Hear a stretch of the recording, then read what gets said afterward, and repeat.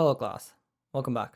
So in the last video we did the register route, but what good is a register if you can't log in, am I right?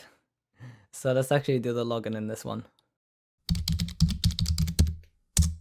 Okay, so I'm going to remove these to-dos because we've already done those, so Control D or Command D and delete that.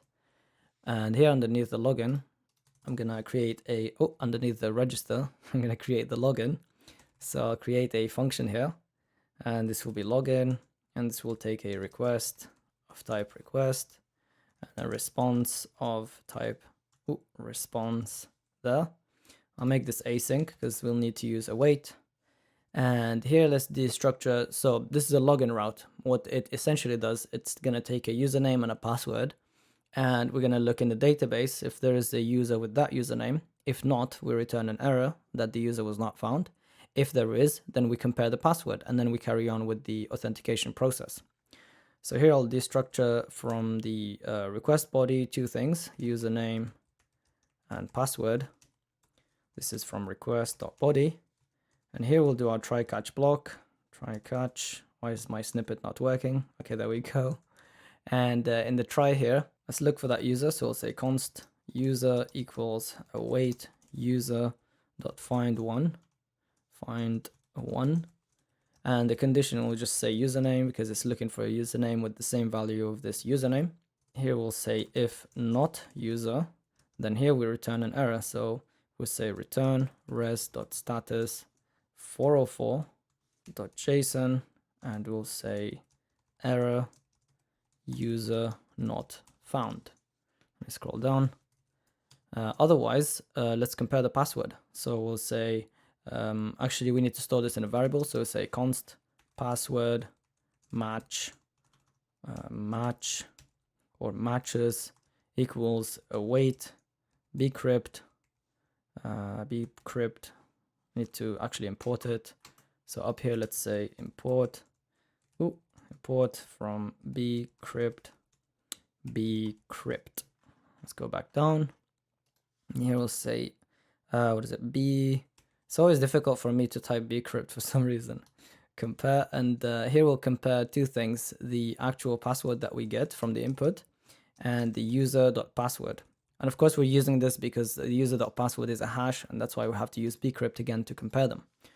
So here we'll say if not password matches, then of course we return an error. So we'll say return res.status, and this will be a 401.json, and this will have actually we'll return it for the error, because in the form, if the password is incorrect, we want to invalidate just the password input.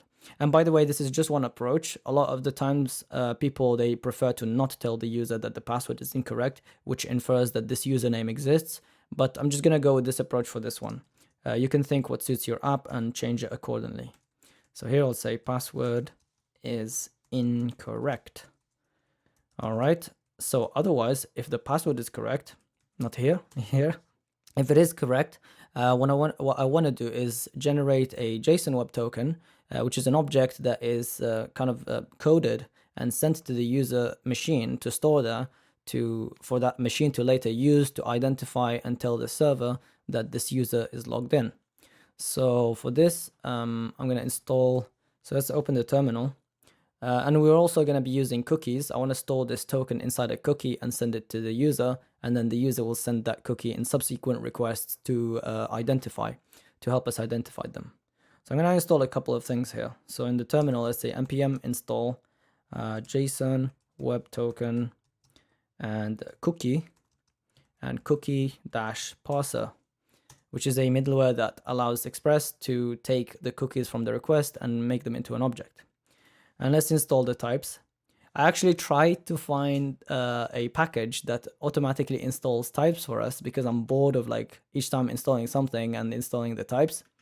I found these two things. There's this type pack, which is really promising, but in this example it works, but it didn't work for me. I actually even went ahead and created an issue here. Hopefully this developer resolves it. And there's also this types installer, which kind of works, but is very, very janky, so I stayed away from it. So here, let's install the types. So we'll say npm install or just I need to get used to that, dash uppercase D at types slash, what is it, JSON web token, and at types, what's the other one, cookie, and also cookie parser. So at types slash cookie dash parser. Let those install, and the first thing is here we need to generate the token. So let's say, actually let's just send the response first to just prove that the user is logged in. So here let's say return res.json user, like that. So let's save this, and also let's add the route. So duplicate this and Control D here and say login, and let's run our server. So npm run dev in the terminal. And I'm gonna use Postman from now on because I already have the collection of all the routes that there are in this application. Actually, this should be renamed to Reddit like this. There we go. Okay, so this is the register route. Let's go to the login route, which I already created. So we know we have a user called John. So let's say here John, and let's try the wrong password. So 1 through 7, and hit that. And there we go, we get password is incorrect. And if we put the correct password, okay, we still get password is incorrect. Let me check why that's the case. Okay, I'm just gonna go ahead and delete all the users just to start over again. So I'm gonna open PSQL, log into that, connect to the database, which is Reddit. And here I'll say delete from users. Hit enter and delete all 6 users. I'm just gonna register the user again. Okay, I have everything written already, so I'll run this. Cool, so I get John back. And here, so I put 1 through 6 here, so it should work now.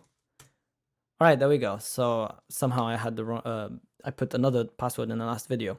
So okay, 1 through 6 works, and I get the user back. And if I put 1 through 7, it gets password is incorrect. And if I put an empty password, okay, I still get password is incorrect, which is, you know, okay, so here it says user not found when I put the empty user. And if I remove the fields, yeah, it's okay. So we need to fix this because in the UI, when the user name is empty, we don't want to say that the user is not found because it's empty anyway. We could also use client-side validation, but it's always good to back it up with server-side validation. So I'm actually going to import a helper from class validator called isEmpty. And here at the top of the request in the start of the try-catch block, I'll create an errors object. So let errors of type any equals an empty object, and here we'll say if is empty, and we'll check for the username. Then we'll say errors dot username equals username must not be empty, and I'll repeat this and do the same for password. So Control D and say password. I'll change this to uppercase P, and here we'll say if object dot keys of the object errors dot length. If it has more than 0 keys, that means there are some errors. We'll just say return res dot status 400 for bad user input, and here the JSON will just be the errors themselves. All right, save this. Put a space between that. Make sure the server has restarted. Actually, let me quit this. All right, let's check now. So if I send this, it says password must not be empty, username and password. That's cool, that's working. And what's cool about this is empty is that even if you give a null value, it checks it as well, and undefined as well. So that's nice. We don't have to do that ourselves. So that's validation fully done, and also comparing the password. Now we need to create the JSON web token and store it in a cookie. So here, before we return the user, we need to create the token. So let's actually go up and import the JSON web token first. So we'll say import from JSON web token, and we're going to import it as JWT. And let's go back down. So here we'll say const token equals JWT.sign, and this takes a payload, and we're just going to store inside the payload an object that contains the username of our user. So we'll say username, and we could just leave it like this, because if we reach here, that means this username exists and it matches this user. So here we'll put a comma, and the second thing is the actual secret that you sign with, which is unique to your server. So I'll create a string here and just give it some gibberish, Ideally, you'd want to generate this as a base 62 or something, which is kind of more secure than this, but for now I'm okay with this. So this, it signs it and then returns us a token, and let's test it out. So let's return here an object with the user and the token. So save that and let's go to login. Let's put John 1 through 6, enter. We get the user, and there we go, we get the token. So obviously we want to, there are two ways. I showed you before in some other tutorials, if you've done them, how to store it in local storage, but now we're going to use the cookie, which has some advantages that I'll explain in a second. So let's first set this cookie. So here what we can do, you can say res, the response object dot set, which is a method you use to set headers when you send back a response. And what we're going to set is a header called set-cookie. And this basically tells the client to take whatever is the value of this header, with this set cookie header, and store it in the client machine as a cookie. And this content will be the cookie itself. And now we're going to use the cookie package. So let's go back and import it. So we'll say import from cookie. And I said that cookie like 10 times already. So here in the login, we set the cookie to cookie.serialize. Serialize.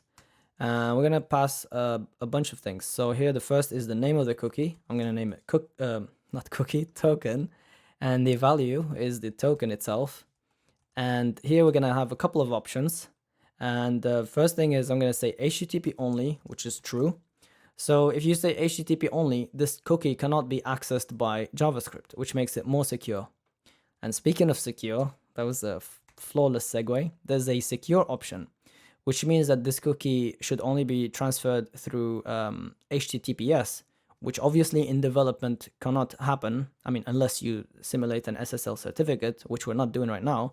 So what we can do here, we can, for now, actually, let's just set it to false, and we'll come back to this. And which basically is the same as not setting it at all, but let's just leave it like that for now. And here we're gonna say same site to strict, which means that this cookie should only come from our domain. And here we'll say max age, which is the expiry time of the cookie in seconds. So we're just gonna give it an hour. And here we'll specify a path which tells our program where this cookie is valid. So we'll say just slash, which means this cookie is valid all across our application.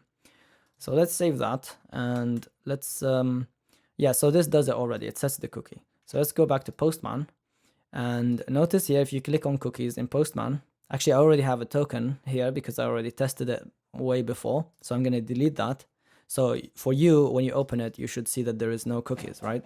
So if we go ahead and log in, execute that, and we open cookies, we'll see there is now this token cookie, and it has a token, and the value is that token, and it has this path of slash and the rest of the stuff that we added, and the domain, which is localhost.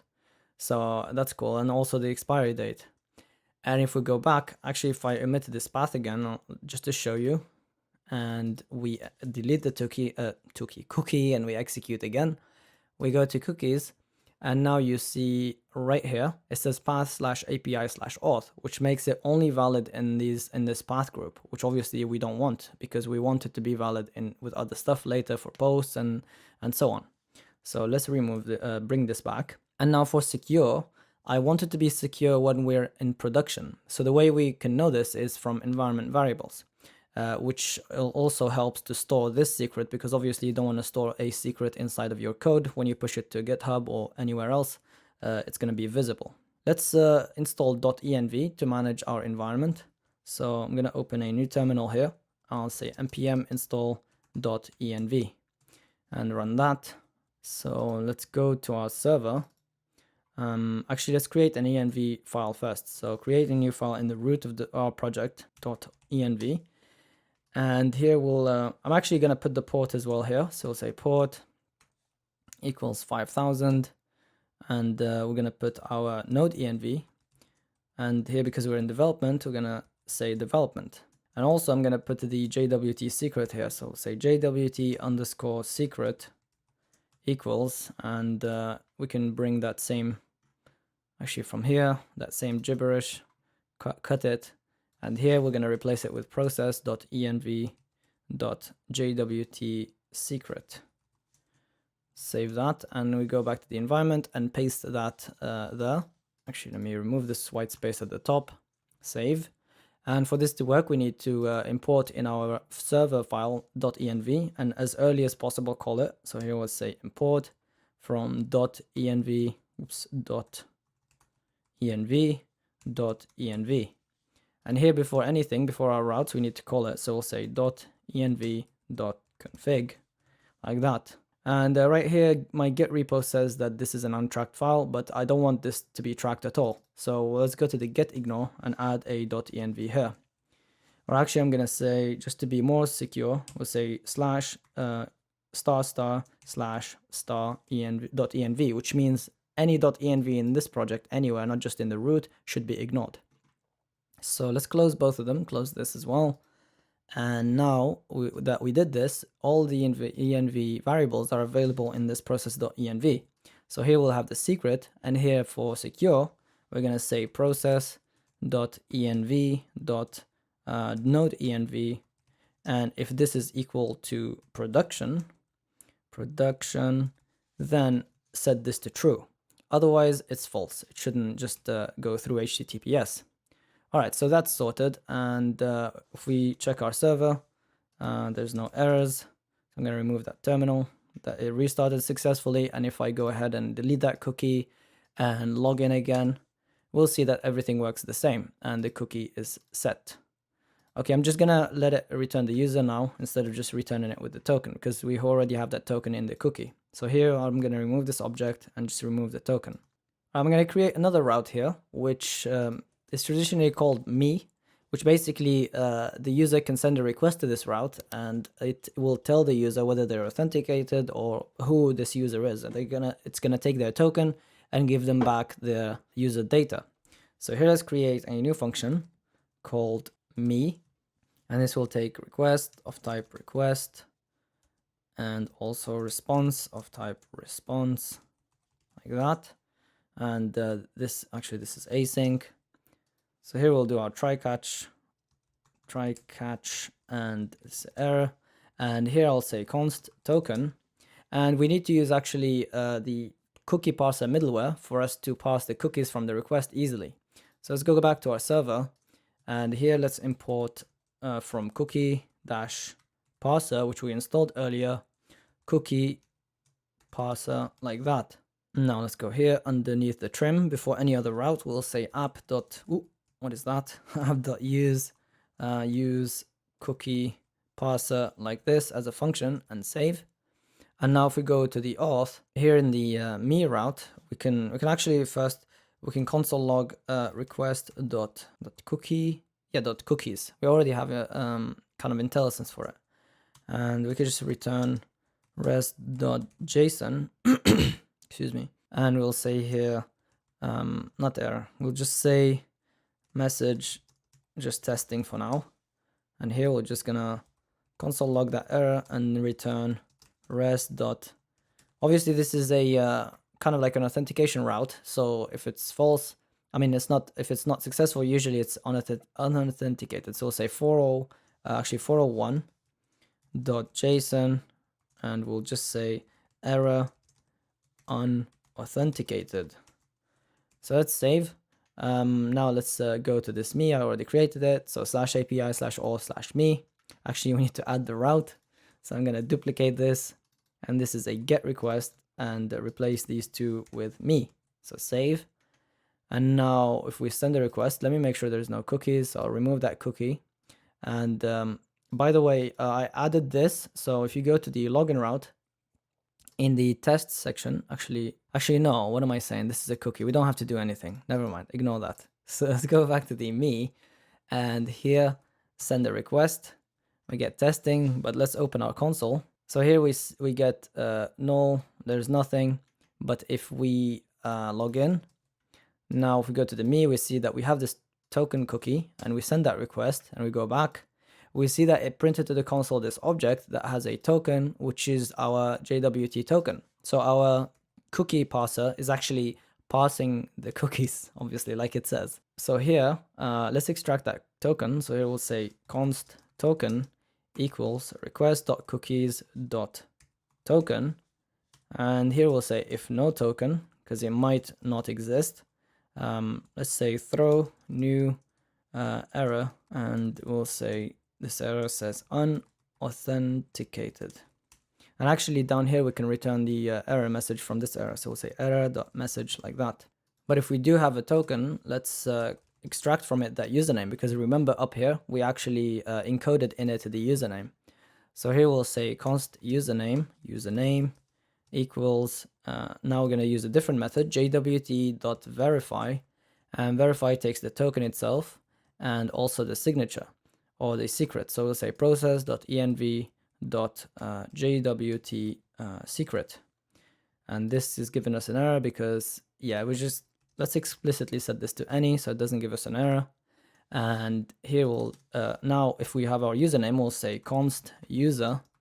And actually if this fails, it's going to throw an error on its own, so we don't have to worry about it. So here if we do have a username, we'll say await user.find one, and we'll find one by this username. And then somehow if this user does not exist, so we'll say if not user, we're still gonna actually just throw the same of this error. So I'm just gonna copy it, paste it there. Otherwise we just return the user. So here let's return the user. So save, and let's see if this is working. So I'm going to delete that cookie to show you the process again. So the idea is that we register, and then once we register, we go to the login, and then we log in. So we run that, and running that sets the token in the client like this. And now in the me, we send this request, and there we go, we get the user. And if we actually open that cookie and we mess with the token, let's say we change this E to F and save it and send that, we get an error invalid token actually from the JWT package. So that's cool. And we also get 401. And also if we don't have a cookie and we send that request, we get unauthenticated as well. And if we have a cookie, like we already saw, we get our user. So that's working. Okay, I want to now add as well a logout route for our user to do exactly that. So under the me, let's create another handler and call this logout. And this will take a request of type request like the usual and a response. And here, what we're going to do, actually, we're going to do the exact same thing from the me, and we're going to reset that cookie. You can't actually just tell the client to delete a cookie. That doesn't work. What you need to do instead, you set a cookie with the exact same name of that cookie, and then just give it an empty value and make it give it an immediate like expiry time, which makes the browser delete it. So here we'll say res.set, and then here we'll set the header set dash header, not header, sorry, cookie. And here the we're gonna set, actually we need to use the cookie package again. So we'll say cookie dot serialize, and we're going to serialize a token cookie, and the value will be an empty string. And here for the options, we're going to pretty much use the same options. So let's go up here and copy them. And here, so HTTP only, that's fine. Secure, that's fine, same site. But for here, we don't need a max age, but we're going to use an expires. So expires, and we're going to say new date and say 0. So it expires immediately. And for the path, we're going to keep that as a slash. And now we just return a response with a status of 200 and a JSON of success true, because there's no data to send back. All right, let's add this logout. Actually, this can be, yeah, actually I didn't add async, so that's fine. So here let's add, it's a get as well. And this is, let me select both, logout like that. Let's test this. So if we go here, we have a cookie token. Actually, we don't have a token cookie. So let's go and log in. So now we have a cookie. And now let's go to logout. So /API/auth/logout as a get. You see we have a token here, a token cookie. And if I send this request, we get success true. But if we check cookies, that cookie is gone. So it actually sets the expiry date to 0, which tells the browser to just delete that cookie because the cookie is expired. That cookie is rotten now, you can't eat it. But one thing actually that I don't like about this, doing it exactly like this, is that you can log out even though if you're not logged in, which technically works, but it's kind of like imprecise. It's like if someone asked you, how was your lunch? And you haven't had lunch yet. And then you said, I'm still really hungry. I mean, it's like, it's true, but it's not actually precise. You know, you hid some information. So anyway, my bad analogies. So I'm just gonna, here actually I'm gonna omit the request because we didn't need it. And I'm gonna create a piece of middleware, which is actually useful. We're gonna need it later. So let's go to our middleware folder and create a new file, call it auth.ts. And it's pretty much gonna be the exact same logic from inside the me handler. So let's copy pretty much all of this. And then here in the auth, let's create a new function, call it, actually we're gonna export this as the default. So say export default. It's gonna be async, and it's gonna take a request of type a request and also a response. There needs to be a snippet for this. I might create it. And also a next of type next function. And this needs to be imported as well. And inside that arrow function, I'm just going to paste that code. Actually, all of this needs to be inside the try catch block. So let's do try, paste that, and catch error. And here I'm just going to console log it for development purposes, and then return res.status 401.json error unauthenticated. So we'll need the JWT package. So let's import that. Import from JSON web token and import as JWT. And we'll need the user model as well. So import user from back to entities / user. And here we do the same. We get the token and then we check if that token does not exist. So exactly the same.